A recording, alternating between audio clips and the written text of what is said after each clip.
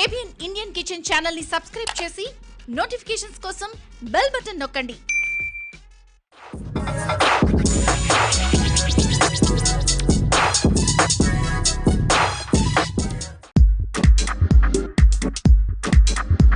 గోంగూర egg curry తయారు చేసుకునే విధానం ఇప్పుడు చూద్దాం.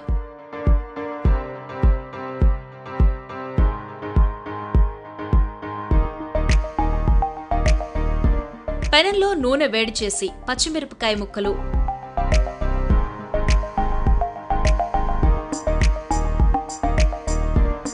బాగా శుభ్రంగా కడిగిన గోంగూర వేసి ఆకులు దగ్గర పడే వరకు వేయించాలి.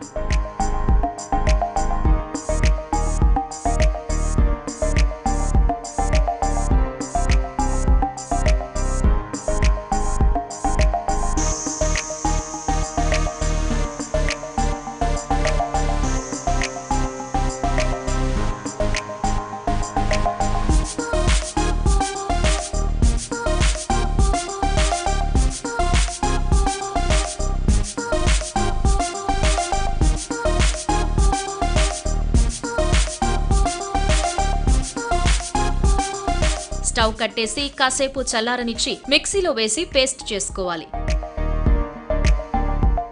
గోంగూర మరీ పేస్ట్లా గ్రైండ్ చేయకుండా కాస్త కచ్చాపచ్చగా గ్రైండ్ చేసుకుంటే చూడ్డానికి కూర టెక్స్చర్ బాగుంటుంది.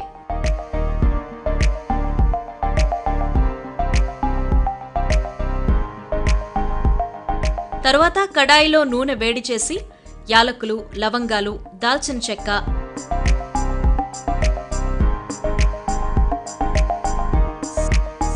ఎండుమిరపకాయలు వేసి 1 నిమిషం పాటు వేయించాలి. ఉల్లిపాయ తరుగు, ఉప్పు వేసి ఉల్లిపాయలు మెత్తబడే వరకు వేయించాలి.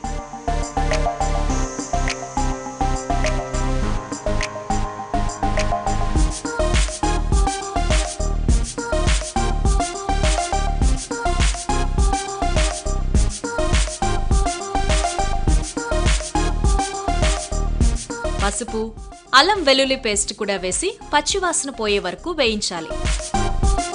ధనియాల పొడి, కారం వేసి బాగా కలపాలి.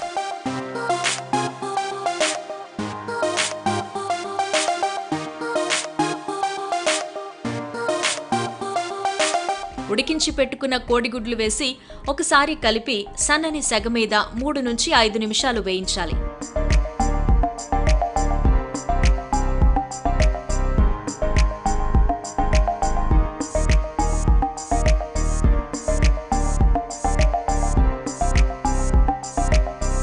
తర్వాత గోంగూర పేస్ట్ వేసి 1 కప్పు నీళ్లు కూడా పోసి బాగా కలపాలి.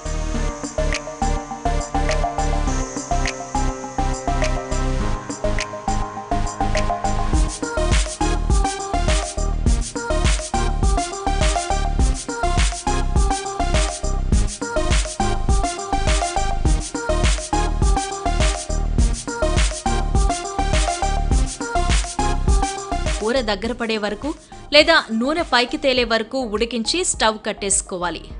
సాధారణంగా గోంగూర అంటే ఇష్టపడని వారు ఉండరు. గుంటూరు గోంగూర పచ్చడి రుచి ఎంతో బాగుంటుంది. ఈ మధ్య కాలంలో రెస్టారెంట్లో కూడా గోంగూరతో కలిపి వండిన వంటకాల్ని ఎక్కువగా చూస్తున్నాం. గోంగూర చికెన్, గోంగూర మటన్, ఇలా రకరకాల వంటకాలు బాగా పాపులర్ అయ్యాయి. అలాగే ఈ గోంగూర కోడిగుడ్డు కూర కూడా రుచికి ఏం మాత్రం తీసిపోకుండా చాలా టేస్టీగా ఉంటుంది. హోటల్స్ లో కూరల్లో నూనె వేయరు, పోస్తారు. పులుపు రుచి బాగున్నా మరీ పుల్లగా ఉంటే తినలేం. ఆ పులుపు పోవడానికి అంత నూనె పోస్తారేమో అని నేను అనుకుంటాను. కానీ నేను మాత్రం అంత నూనె పోసి వండను. నూనె అంత వాడే బదులు ఆకును మరీ ఎక్కువగా కాకుండా కావలసినంతే కూరలో ఉపయోగించాలి. పులుపు తగ్గించడానికి కారం మామూలుగా కన్నా కొద్దిగా ఎక్కువ వేయాలి. అప్పుడు కూర సరిగా వస్తుంది.